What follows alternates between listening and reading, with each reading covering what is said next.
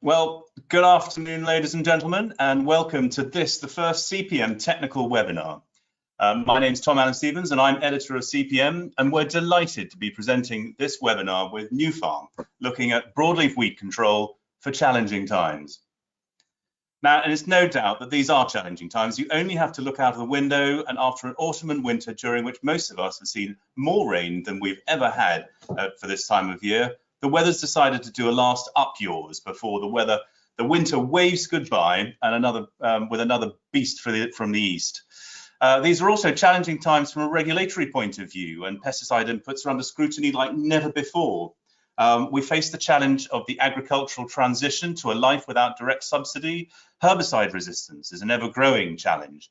And of course, there's the day-to-day, season-to-season challenge of making the right technical decisions about how to look after the crop and bring it to its best potential. And so that's what this webinar is all about. If you don't like technical detail, if you don't relish a bit of insight on weed biology, if you don't get excited about the difference between a phenoxy and a sulfonylurea, well, I'm afraid this webinar is not for you. But if you do, then we have three people who I think will captivate you. So before I introduce them, we just have a few housekeeping points. Our presenters will be answering questions that have already been submitted about broadleaf weed control, and many thanks to those of you who have sent them in. If you haven't, but you want to ask questions, you can, and you'll see on your screen in your GoToWebinar panel, you should see a panel for you to submit questions. And so those questions will come through to us, and we'll monitor those questions, and we'll put those to the presenters as we go through. There'll also be a session at the end specifically for those questions. So we'll try and answer as many of those as we can, and any of those that we don't answer, we'll try and come back to you on them as well. So please try to keep those questions brief, because my attention span is terrible. So with regards basis and Neroso points, we will be emailing attendees with details about this after the event. So let's meet our panel. I'd just like our presenters to turn on their webcams, please, if they could reveal themselves, please.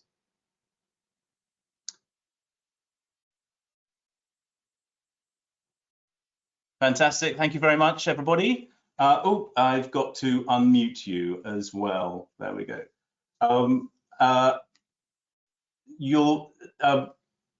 So just to, we've got firstly John Cussans, and I think many of you will know John. John joined NIAB TAG in 2011 and looks after their research on weed biology, management and control. A key part of this involves management of the National Blackgrass site at Hardwick in Cambridgeshire. And I'd say there are few aspects of weed management John doesn't have authoritative knowledge on.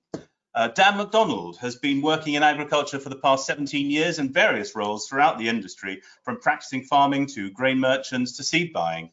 He joined Nufarm back in 2018, and he's the agronomy manager in the East. And with Nufarm being the global leader in the manufacture and supply of the herbicide group, I'd like to think of Dan as Mr. Phenoxy. Now, I'm not sure retired agronomist truly describes the caliber of Jim Orson.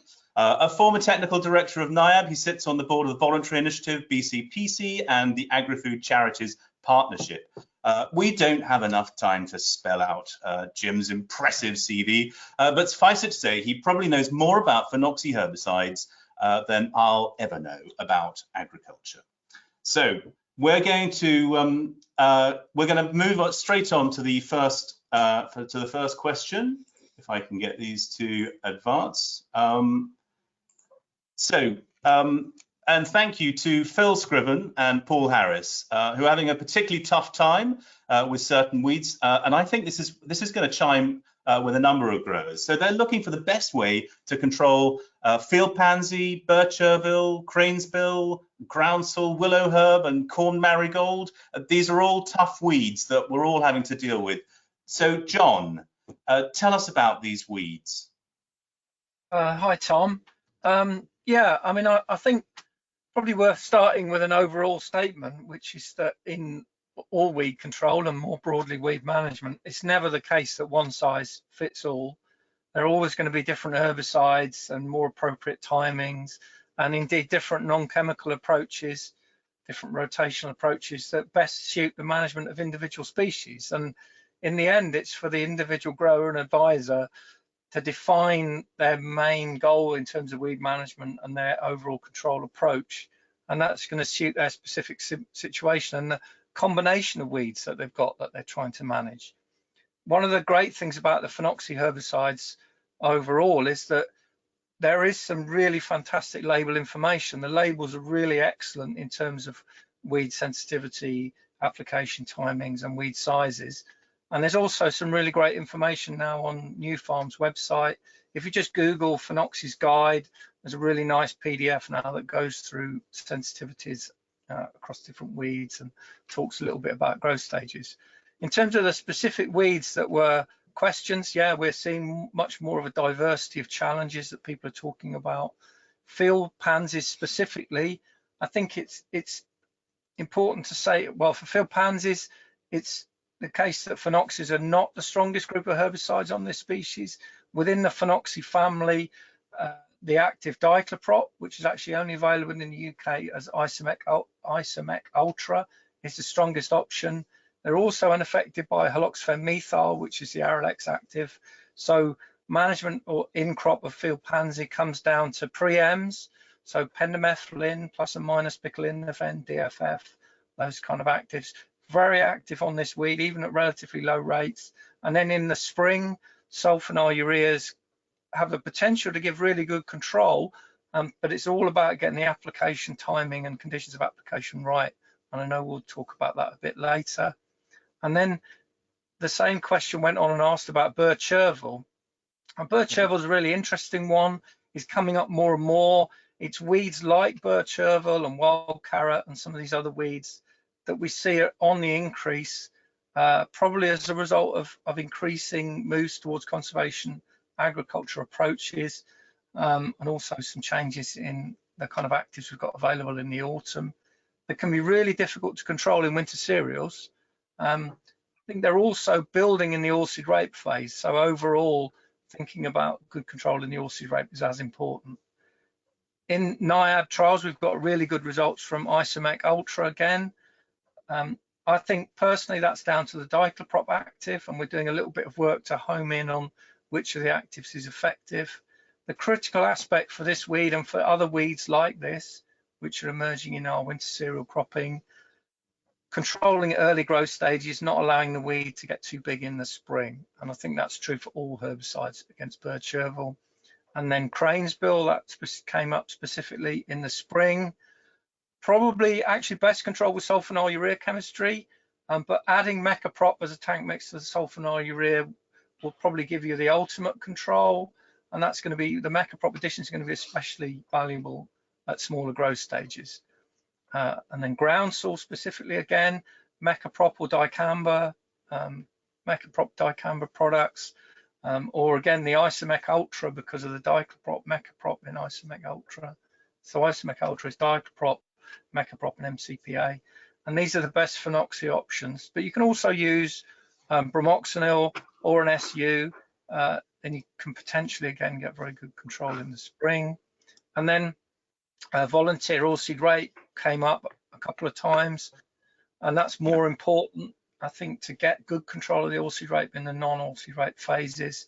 There are a range of options to get volunteer oilseed rape control. Amongst the phenoxys, we're talking about mecaprop and MCPA actives, so look out for those in the products. They're both good options, but do look at the label, be realistic about weed size, doses and sensitivity. So the doses are increased for volunteer oilseed rape control in these products on the label, and that's made very clear.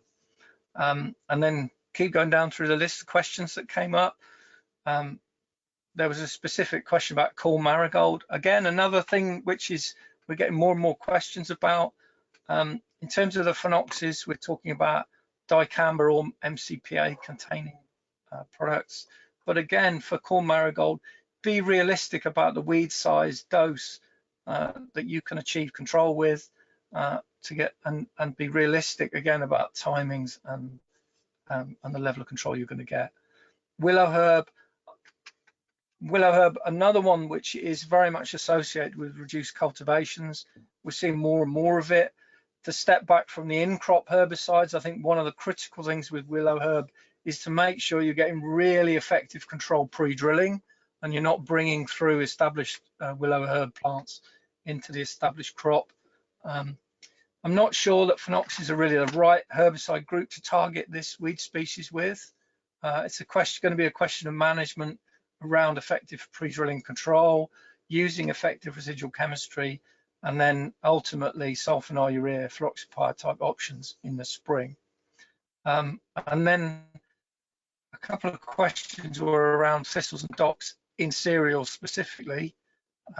Again, thinking about phenoxy options, products containing 2,4-D with and without MCPA. So Depitox is the 2,4-D, Easel is the MCPA. I think in reality with thistles, they can be very challenging in winter cereals, particularly where the winter cereal canopies are a little bit more open. They can actually emerge and appear in the crop towards the end or even after the application dates of some of these herbicides, so be careful. The Easel is an option which can be used all the way up to growth stage 39 though, if that is an issue for you. And then lastly, thank goodness, Tom, you're thinking lastly, the docks, again, in winter cereals, we're talking about mecaprop, so duplazan, dicamba, plus and minus MCPA, so the Meacam plus, I think. These are latest application growth stage 31, so it can be difficult to get the timings right. And again, the smaller the plant, the better the level of control you're going to get in the crop. So there are some themes in there. I think there being different approaches with different weeds, using the information that's available. Well, we're coming back to some of those aspects later in the broadcast, John. But a couple of questions came through while we were talking there. I just wondered whether you could just briefly bring those in. So thank you to Michael Danaki, who asked about ivy-leafed speedwell, and then also Richard Martin has asked. You did mention about volunteer rape, but what about clearfield rape, John? Well, clearfield rape in the winter cereal phase is well controlled by your mecaprop MCPA options. It shouldn't make any difference. And obviously, when we talk about that as being a priority, it is because of the development of clearfield rape. It's your opportunity to clear clearfield rape volunteers out of the rotation. Make sure they don't build up. And then ivy-leaf speedwell, anything else to add about that? I don't know whether either Jim or Dan wants to come in at all. Yeah, probably out of the hormones that we've been talking about, I would suggest that probably mecaprop is would be the one to go for. But again, you know, you would use that in a mix with perhaps one of the sulfonylureas to hot up the activity on it. But yeah, anything that we suggest on our website, we've got a lot of information on both the phenoxys and the sulfonylurea range that we have as Nufarm, but we tend to look at products being used in tandem, which will be a trait of this webinar. You know, you can't look at one single mode of action, and it's just not a sustainable way of looking at it.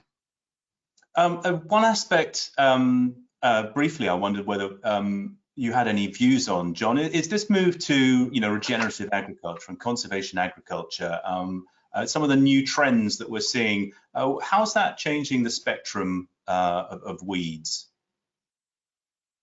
Yeah, I mean, I think obviously it moves towards conservation agriculture. I mean, conservation agriculture has those 3 pillars. We talk about reducing soil disturbance as much as possible, diversifying the rotation, so diversifying the nature of the crops that you're growing, and then also you're maintaining your cover for 365 days of the year. And each of those pillars have impacts that they're going to have on the weed species, some positive, some negative.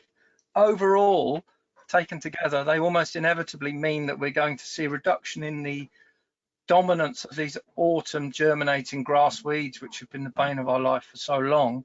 But alongside that, they mean more of a diversity of weed problems emerging. So if you think about the minimizing the disturbance aspect, particularly around zero-till drilling, we might see a reduction in the stimulation to germinate around drilling and more seed losses on the soil surface when you've got broader rotations as well. But alongside that, some of these smaller seeded species, which really can only germinate from the top 2 centimeters of the seed bank, which are well suppressed by cultivation, are going to start coming to the fore again. And then if you think about covers, 365 days of the year, we've got some of these broadleaf weeds that can complete their life cycle within the time span of a cover. So they're going to be encouraged within that. I mean, the covers 365 days a year bring along with it a really critical need to start the crop clean and get good control of the cover and the weeds within the cover. And then if you think about the other aspect, of course, the diversity of cropping intrinsically means a diversity of weeds, in terms of weeds with a range of germination habits, reproductive habits, dormancy habits, being encouraged by that diversity of cropping. So taken together, it really does mean less dominance of the grass weeds, autumn's emerging grass weeds that have been the bane of our life, but alongside that, more diversity, and that brings with it a need to maintain as much diversity, and Dan touched on it, as much diversity as we can in the herbicides that we're using, but also the non-chemical approaches that we're using. That's great. Brilliant. Well, we're going to move on to the next area now. So looking at the conditions and application. Thank you very much to Alan Daru and John Sissons, who are both curious to know about the right temperature for phenoxies. So Jim, I'm going to open this up a bit broader than just the temperatures. I mean, how important are field conditions at the time of application, Jim? Well, I think it's really crop conditions at and after application that are important, not just that application itself. But you have to think really about what the phenoxies are and what conditions they need to maximise their potential. Now, MCPA was first synthesised in 1941 at Gillett's Hill. And it was as a result of research on plant hormones, and the auxins are plant hormones and the phenoxies are synthetic auxins. So we're talking about hormones here. In fact, the herbicide are synthetic hormones that disrupts the growth of the plant. Now, when you think about hormones, there's 2 or 3 things you've got to bear in mind. One is plant hormones. One is that they are water soluble. Now, this brings advantages and it brings disadvantages. The advantages, it can whip up the plant in the xylem and get to the meristem, which is where its site of action is, very quickly indeed. But it does need warm conditions to disrupt the growth. You need growth to disrupt. So they actually get to the site of action very quickly, and if it's warm, they will disrupt growth. But the problem with being water soluble herbicides is that when you spray them on the outside of the plant, they've got to get through the cuticle, and the cuticle's anti-water, for want of a better word. So you really got to play the cuticle game, a bit like glyphosate as well. So you need a cuticle that is as thin as possible, and if possible, with water pathways through it, which is possible to get. So you then have to think, what are the best conditions to have a thin cuticle and a water-bearing cuticle, if I want of a better word, and it's you need warmish soils, moist soils, and warm nights and high humidity are the perfect conditions. On occasions, you can get the perfect conditions, but not every time by any means.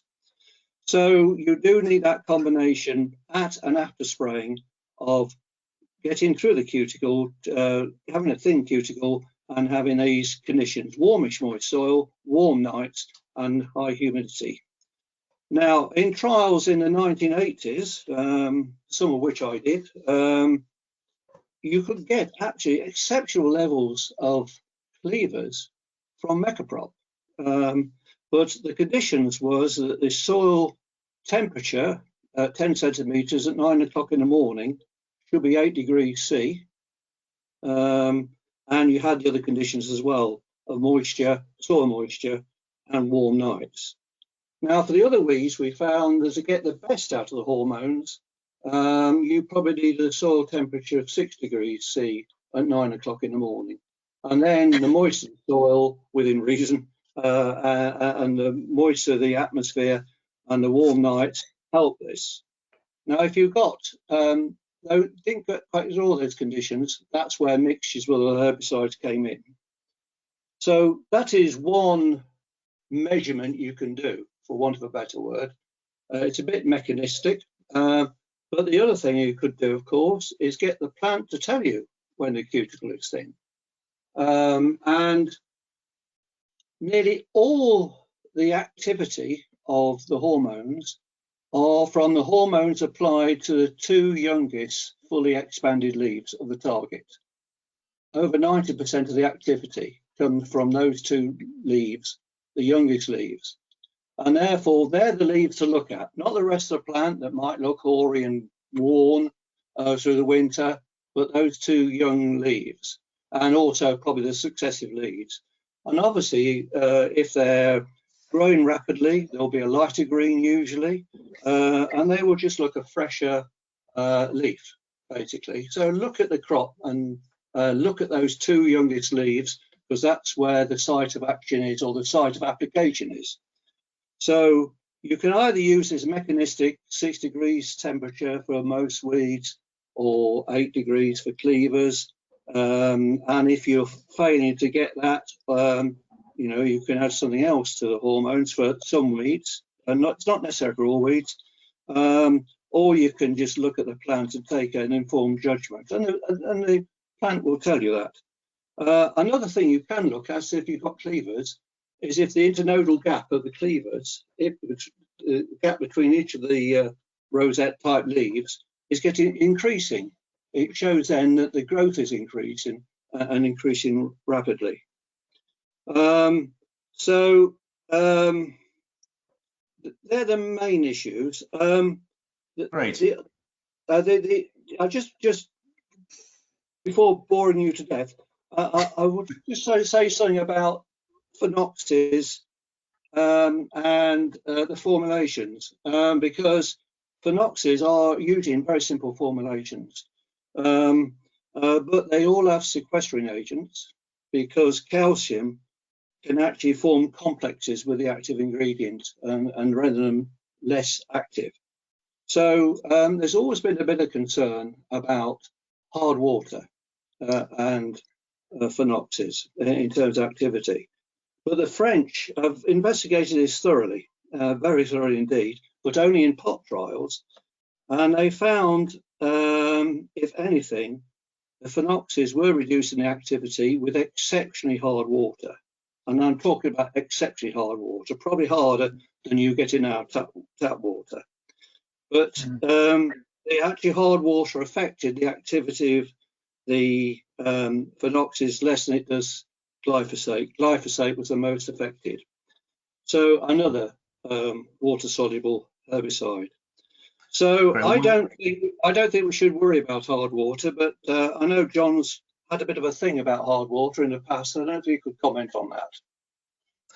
Well, we've got we're moving to tank mixes and sequences and so on later, so perhaps that would be the opportunity to talk about it. But I don't know whether you know, before we move off the conditions and application, have you got anything to add to that, John or Dan? No. No, not from this one. Dan, were you going to come in there? Yeah, I was just going to say that I've picked up a little bit on that in the next section, so we can discuss further. Brilliant. Well, let's move on then to growth stages and timings. Thank you very much to Julia Kovalova, I hope I've pronounced your name there correctly, and Joanna Clayton, both wanting to know about weed size. So overgrown weeds that didn't get an autumn preem. And poppies can be a tricky weed, especially in certain conditions. What's the best growth stage? So Dan, would you like to come in here? Yeah, so thanks, Tom. Yeah, it's a commonly asked question, actually. So it touches on what Jim was just talking about. So phenoxy herbicides generally they're more temperature dependent than some of the other broadleaf weed chemistry that's out there. So you know, you'd suggest that 10 degrees plus would be certainly desirable in terms of application, and as Jim says, you know, after application as well. Having said that, Mecaprop or CMPP, as some people will call it, that will work in slightly cooler conditions, and we do now have a 2,4-D ester formulation. So majority of the phenoxy formulations that we have are amine formulations now, but we have a new product called Depitone Ultra, which is an ester, a low volatile ester formulation, which again will work in more marginal conditions and perhaps cooler conditions. So something else to consider, as you would with any herbicide application, is size of the weed at application, as John touched on as well. I do feel that timings are often sort of compromised when it comes down to, in this instance, broadleaf weed control, because it tends to be the fungicide application that people are concentrating on, focusing on, and everything has to fit in with that. And I do wonder whether, you know, there is perhaps a need going forward, or to certainly look at splitting fungicide applications away from things like herbicide applications in order to target weeds at the correct growth stages. So it's food for thought, perhaps. Absolutely. Sorry.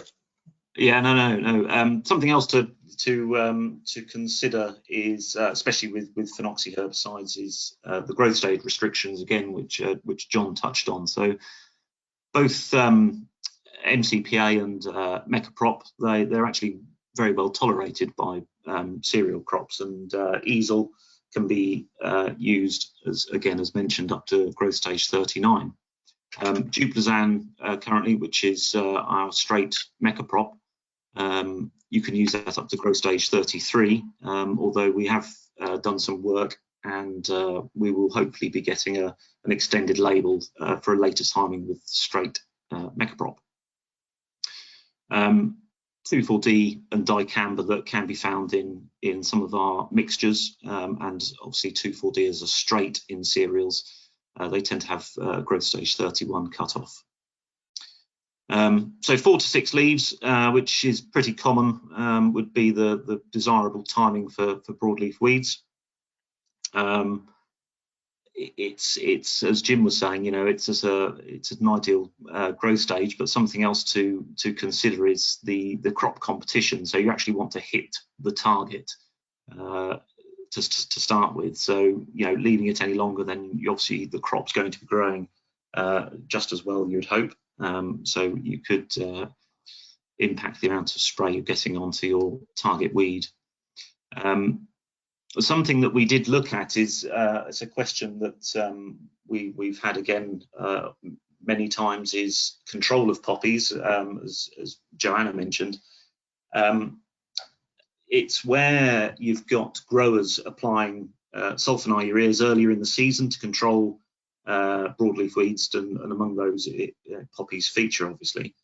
And it's not until time marches on and all of a sudden you're faced with a sea of red that's come through the crop, which is not particularly desirable to the farmer or the grower or even the agronomist, but the general public. Great for the local artist group, in my experience. Yeah, absolutely. Yeah, I do remember one year coming away from the cereals event at Duxford, and there was an absolute flood of red, which I'm sure didn't go down particularly well, considering where the exit was for the car park. But so this was obviously due to ALS resistant poppy. So a trial was done a couple of years ago now with easel, which is our 750 gram MCPA, which, as I said, can be used up to growth stage 39. Amongst there was other herbicide treatments in there as well. This was on ALS susceptible poppy, to mention, because some of the other treatments included more typical sulfonylureas, and within the easel application, we also included some epoxyconazole just to see if there was any crop effect as well from phyto by adding that. We actually got really good results from the easel application, up to sort of 94% control. The crop was at growth stage 37, and the poppies were in flower. So to give you some sort of idea, it suppressed the poppies very well, and the crop obviously carried on growing, and there was no phyto at all. So from the epoxyconazole. So it's yeah, Great. key to look at growth stages. Thank you very much. Well, just before we move on to, time's rattling on slightly, so but just before we move on to herbicide resistance, we did want to talk about thistles. Jim, I know that you've got some views on controlling thistle. I know that John touched on it earlier, but Jim, I know that you've got some thoughts about thistles. Well, my only thoughts on thistles are that there's a problem sometimes with very early growth winter crops, that the thistles pop through so late in terms of growth stage and crop cover, they can be difficult to control with the hormone herbicides. So there is an issue of the phasing of the crop and the phasing of the thistle emergence. But if you can get a good coverage of the top few leaves of thistles with MCPA, you'll get a reasonable control. I don't know if Dan would accept that as a statement. Yeah, and we've seen it. We've seen it on various trials, both small plot and full-scale field trials as well. So great. Well, that's fantastic. We'll move on now to the next topic, herbicide resistance. And thank you very much to Sarah Cook and Jonathan Harrington for your questions on this. So, John, what do we know about the level of herbicide resistance or increased tolerance, perhaps, in the UK at the moment? Yeah, so I mean, as we've already covered, the phenoxes are within the synthetic auxin group. So in terms of the herbicide mode of action classification, we call that group 4. It used to be called group O, but that's the global classification. They're in group 4. There are international cases where resistance has been confirmed to synthetic auxins, group 4. There are, in fact, you can look on the database, there are 79 cases across 41 species. Now, that's not as many as the ALS sulfonylurea chemistry, for example, where we've got something like 654 cases across about 3 times as many species. But nevertheless, we can say that there are international cases. Some of these species where we've got confirmed cases are UK weed species, so that gives us a kind of risk indication. So there are examples of poppy, cleavers, chickweed, wild carrot and wild radish in different situations, but nevertheless they're UK species. And there are some cases closer to home in Europe. Specifically, I think the most worrying ones are around poppy in Spain, Italy and France. And there was a single case of, or single confirmed case of mecaprop resistance in chickweed in the UK, some work that Peter Luckman did back in 1985. So you'd say that there's a risk. There's a risk with all herbicides. But in the UK, the reality is that the current situation with phenoxes is that there are there are only those relatively old confirmed cases. There are no new confirmed cases. Herbicide resistance in broadleaf weeds to sulfonylurea is much more common in a few species. Resistance in broadleaf weeds is probably generally underreported because it's just harder to get the seeds and do the testing in broadleaf weeds. I would say, you know, because it's rare, but because we know that there's this international risk profile, if you have got concerns, you've got a problem building, you've got a picture developing where you think you are seeing herbicide failures, it is important to start to address the issue. Talk to Nufarm, you know, they're very familiar with phenoxychemistry, talk to your agronomist, or come straight to NIAB. I mean, it's really important that we understand where we've got to. Well, no, I'm glad you, sorry, John, I'm glad you brought that up because Georgina Bray asked a question specifically about this. She asked, how can we protect against potential resistance in the future? Yeah, so alongside that, vigilance and monitoring, as I say, we know it's a risk in terms of there being cases in UK species across the world. So that vigilance, understanding where a picture is emerging on your farm, again, talking to Nufarm, have a discussion with your agronomist, contact NIAB directly. It's a response, it's all of our responsibility. But more specifically, in terms of on farm, it's the same for any herbicide and any group of herbicides. Don't over rely on a single family of herbicides to get too much control. Diversify your weed management as much as you can. So beyond diversifying chemical control, think about non-chemical approaches. And it's the same for any approach, honestly, beyond chemical or non-chemical. If too much of your weed control comes from one source, that becomes the main selection pressure within species and between species, and you build up problems because that one source of weed control is driving your weed problem in one direction. I should add that effective weed management, so maintaining control of the weeds, to me is really an important part of weed management. So don't ignore the problem. Don't let populations of weeds grow to enormous sizes in the field, because one of the raw ingredients for that selection pressure is having an enormous number of individuals for the selection to act on. So, you know, there are several pillars to resistance management. We're talking about vigilance, talking about diversifying your weed control within chemical and between chemical and non-chemical, but also effective weed management underlies resistance management. That's fantastic. Can I say something, Tom, about the resistance? Yes, no, by all means, Jim. Yeah, it's remarkable that we've had these herbicides on the market for about 75 years, and we've got so little resistance. So that is reassuring, to say the least. And I was the person who was dragged down from my nice office at WRO down to Bath to see that chickweed case, because I refused to believe the distributor who rang me up about resistance. So I went down and looked, and it was remarkable. It wasn't just the occasional plant. The whole field, there was no control from Mecaprop. Every plant was flourishing. But he went over with fluoroxypyr and wiped them all out. And the remarkable thing to me is usually once you see one case of resistance, it's the start of something big. In this case, it still remains confined to a small area around Bath. So that's reassuring, but a warning as well, I think. Yep. Indeed. Well, time is rattling on, so we're going to move on to the next topic, and looking at tank mixes and sequences. So we've received quite a few questions on this, and thank you to William Hornt and Gavin Burrow on what you asking about what you can and cannot mix, particularly fungicides and PGRs. So Dan, do you want to give us some advice on this? Yeah, again, this is quite a commonly occurring question that we get every year, sort of starting from about now, really. So pretty timely. But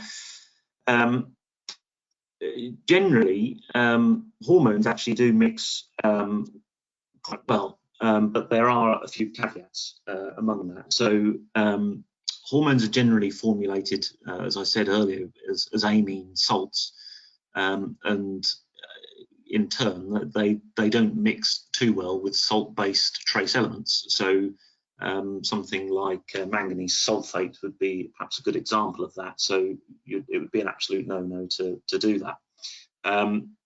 Newer formulations of trace elements that are available now, just to highlight one, the Yara range of products, which features on our tank mix compatibilities. They do mix very well. So there's always a way around these things. I did mention earlier that we'd also recently got a registration for a 2,4-D ester formulation. Now, the low volatile ester formulations, they actually they will mix with the likes of manganese sulfate, okay, and that's purely down to formulation. So another area to be certainly to consider and be careful with is graminicides, which obviously it's going to be going on at a similar time of the season. Metaprop or CMPP generally is okay with SU graminicides. You'd want to keep them under constant agitation. MCPA and dicamba actually, just for information, isn't exactly a phenoxy. It's in a similar sort of growth. Trying to think of the word that I'm wanting to use, but it's not a phenoxy herbicide. Yeah, exactly. Thank you, John. But yeah, so MCPA and dicamba is an absolute no-no, and you should leave at least 14 days between application of that and an SU graminicide. Others to mention on that strain is FOPs, DIMs, and DENs. So similar restrictions to what we just mentioned. The typical advice that perhaps some of you will be familiar with is if you're going to be applying, for example, axial first, then you need to leave a 7-day interval between that and Mecaprop. And 7 days between that and Mecaprop. MCPA or dicamba, then if you're applying those first, then you probably want to leave 21 days. Okay, so it just shows the difference. If you're applying the Mecaprop first, then you could get away with 14 days. So it's just it's a little bit to think about when you're applying it in sequence with graminicides. I think we're all quite used to having SUs. Some of the SUs do have these restrictions as well, so be aware. But SUs generally are perhaps a little bit more flexible. When it comes to sorry, Tom. No, carry on, please. Yeah, it's just something else to consider when you're looking at tank mixing is actually the health of the crop. You know, if the crop is stressed due to environmental conditions, whether it be freezing cold or blazing hot, then you open yourself up to risk there as well. Herbicide, previous herbicides we just touched on, graminicides, they can de-wax the crop as well. So it's looking at all those little intricate details. Right. Frequently asked about mixing hormones with other herbicides to increase broadleaf weed activity, and people know that hormones, they do mix actually very well with broadleaf weed SUs. But as John mentioned a little while ago, it's important to check that both parts of the mix are actually they have good efficacy on the given weed or weeds that you're trying to target, because otherwise you're going to put selection pressure on one particular active. Yes, if I can just come in there, Dan, yeah. We've got a question that's come through from Mike Goddard about this. If mixing a phenoxy with an SU or Aralex, can rates be reduced by 50% or more or less? Yeah, I know on the certainly on the Aralex literature that comes out, they suggest that sulfonylureas can be reduced or to half rate. I've done various trials around SUs in the past, and yeah, I'd be cautious of doing that. I think you need to take it on a case-by-case basis, quite frankly. You need to look at what weeds that you're targeting, and you need to make an educated decision from there on in. one of the other questions that did come in from trying to see where it was, Jamie McKay, I think it was. He was asking about volunteer hormone bean and control. methyl. Yeah, again, they do mix very well, but I would perhaps suggest, from the hormone part, something containing mecaprop. It would mix absolutely fine with metsulfuron, but I would perhaps consider something fluazulam based that has perhaps more activity on the beans. Obviously, you need to consider weather conditions, but we've seen good results with a product of ours called Paramount Max, which is a fluazulam tribenuron mixture. So a mixture of that plus some mecaprop or mecaprop containing product, you'll get good results. Great. Just look, we've had quite a lot of questions on tank mixing, Dan, so we're going to stay with that for a while. We've got someone, again, Richard Martin has come through with a question: can I mix FOX with CMPP formulations? FOX, we tend to, as I mentioned earlier, when it comes to FOX, we would... FOX, that is, sorry, F-O-X. FOX. Yeah. Right.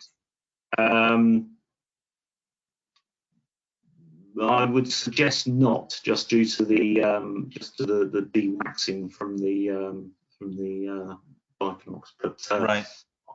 Yeah, I can check that one. If we can move on, we've also got a question from Nigel Sneath about scorch. How can the risk of scorch be reduced with multiple chemicals being used in one application? Yeah, it's another interesting one, isn't it? And it comes down to considering what sort of what stage the crop is at. Has it had graminicides in there? You wouldn't be going on with a tank mix of the graminicides. It comes down to those intervals that we've just talked about. If it's had issues, then you wouldn't want. Well, if the crop has been de-waxed, then you wouldn't want to be going on with phenoxy herbicides. Having said that, the hormone products, they mix very well with fungicides and PGRs and indeed insecticides, which can be quite harsh. We've done lots of trials over recent years with mixtures with these in, and all has been well, and no issues and no phyto. As I mentioned, there was this trial that we did a couple of years ago on poppy. We try to make the trials work that we do very practical, and it's all very well looking at the herbicide, but that's not what happens in a practical situation. So we try and push the products where we can, and again, no damage was seen. Great. Dan, just finally, before we move off on this, I'm conscious that we've had a lot of questions about tank mixing. One question about sequencing. This is Gary Lander. So can he use phenoxies if he's using an SU for grassweed management in the spring? Yeah, again, I did touch on it a little bit earlier, that mecaprop generally mixes well with sulfonylurea graminicide. So I'm presuming he's talking along the lines of perhaps Broadway Star and Atlantis type products. So you would want to use it under constant agitation. I mean, I think in a perfect world, personally, I would probably split the applications again. But if you absolutely must, then mecaprop you could do. Again, as I said, MCPA, dicamba, you need to avoid that, and you need to leave a 14-day interval. Great. Thank you very much for that. Right, we'll move on to the final topic that we wanted to look at, environmental considerations. Thank you very much to Gary Bradbury and Bradbury and Daniel Zweifel, if I've pronounced that correctly. So Jim, what's the potential for off-site movement of spray drift? Right, okay. Well, I'm not going to answer that straight away because I'm the VI and I want to get my retaliation in first. So just quickly to say that MCPA is occurring in watercourses at quite high levels, particularly last autumn. And much of this, we think, is coming from grassland spraying, where farmers and operators are probably less familiar with the stewardship messages to protect water. So please, everybody listening, can you take the opportunity to emphasise the need to protect water to grassland farmers, because we need to get on top of that issue. So in terms of the question, which is lift off or whatever, this probably question is born of the mind of the great incidents in the 1970s where Mecaprop ester was lifting off crops, moving sometimes half a mile and landing on a crop and damaging it. And it was what questions were asked in Parliament on this, because I got involved in the answers. And so it was quite an important national issue. And the damage was caused by inversion currents, which is under hot conditions and still conditions. Sometimes a herbicide can lift off the crop and move in fine droplets or as a vapor and move down and then deposit. But inversion currents happen in warm conditions and with still wind. If you look at a bonfire at night, sometimes the smoke goes up, then it goes down to the ground again. And that's particles doing exactly what they do in inversion currents with herbicide sprays. So if it is warm and if it is still, you know, you probably best not to spray. And most people have seen spraying late at night. You finish spraying, you turn around, the droplets are still there above the crop canopy. And that's a condition of danger when things can move. I think the most common way of movement, of course, is wind and spray drift. And this comes down to, obviously, choice of nozzle. And I'm confident that the flat fan nozzle will be perfectly appropriate for even small weeds with the phenoxys. And once you get them a bit beyond the seeding stage, you can go to the finer end of the air induction nozzle spectrum as well to apply them. So, you know, just care in application, care where the wind's going to. So if you've got beans, leafy vegetables, or potatoes next door, spray with the wind going away from the crop rather than towards the crop. The 2,4-D ester is an interesting development, to say. Obviously, Dan did say a low volatility one, but obviously I should think it's a higher volatility than the salt. So, you know, I think particular care needs to be taken under warm conditions and still conditions, with that very still conditions with that 2,4-D ester. Would you agree, Dan? Yeah, no, absolutely. Yeah, couldn't agree more, Jim. Thank you. Great. We've got a question that's come through about dicamba. Again, thank you to Gary Bradbury for this one. Dicamba affecting nearby susceptible crops. And this, while the conditions for temperature inversions in the UK are very much rarer, do you think the warnings on UK labels are adequate, or could they be improved and explained? Dan, I think that might be a question for you, perhaps. Yeah, it's. I think there's room for improvement on a lot of product labels, but that needs to be an industry-wide thing rather than a you know, based on any one manufacturer. Dicamba, I think it's actually got a very nice fit in sort of cereal herbicide programs. It doesn't get used a great deal. There's no straight option for dicamba, and really speaking, you wouldn't be wanting to apply any more than 100 grams of active of dicamba to a crop. It's probably fair to mention that, as we said earlier, apart from the Decatone Ultra, which is our latest 2,4-D ester formulation that Jim just mentioned, all of the other formulations that we have are amine salt-based formulations, generally have a much lower risk of volatilization. So perhaps no more than you would see with any other herbicide.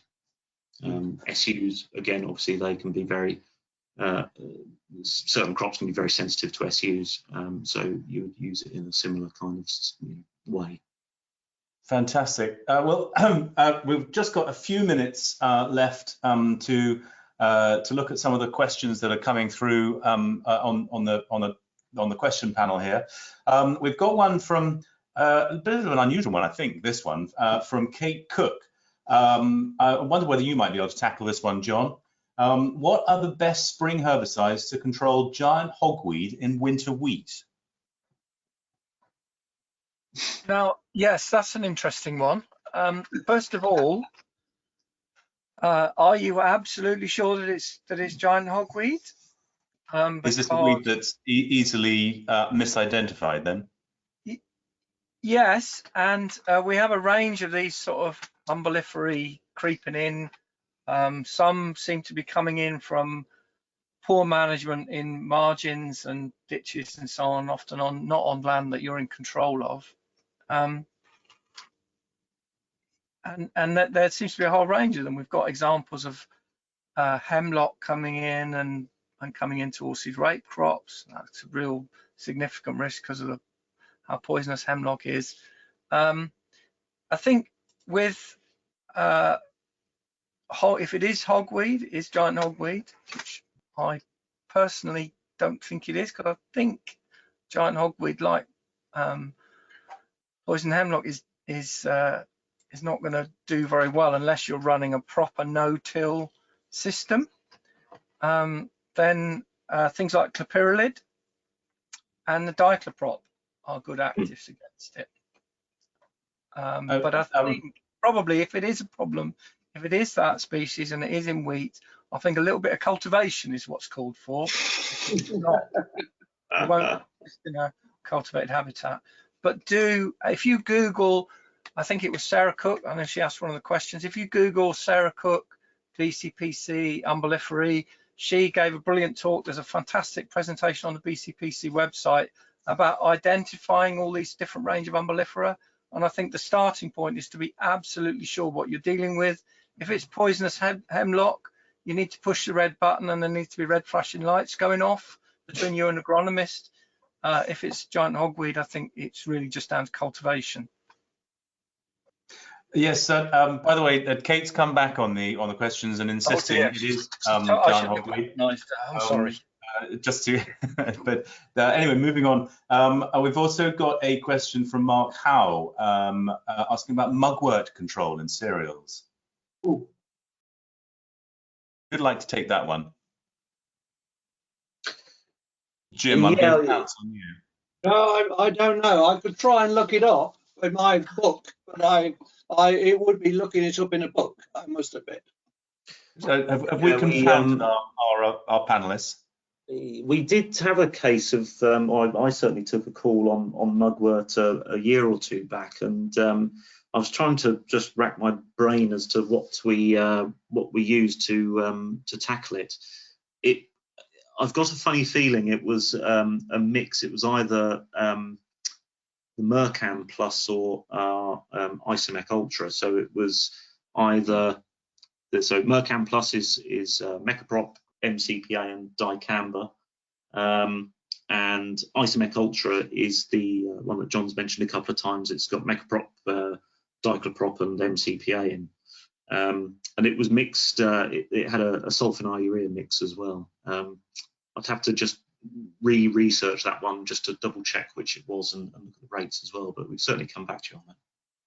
Great. Well, no, thank you very much for that. Now we're very nearly out of time, and I'd just like to say thank you very much. We've had a really interesting insight. We've had some fantastic questions come through as well. So I've certainly learned new things this evening, and I hope you all have too. Thank you very much for your questions. I'm sorry if you asked one and we didn't manage to get around to it, but what we'll do is we'll circulate them to our experts and we'll try and get an answer to you. So a big thank you to our panel of experts, to John, to Jim, and to Dan for your insight and for your technical expertise. Thank you, of course, to Nufarm for their support, and to all of you for attending. You've been a wonderful, wonderful audience. And there's a quick feedback form that will follow shortly.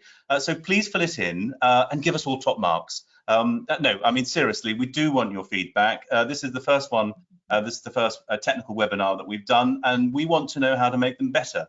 So on that note, I'll say goodbye and spray safe.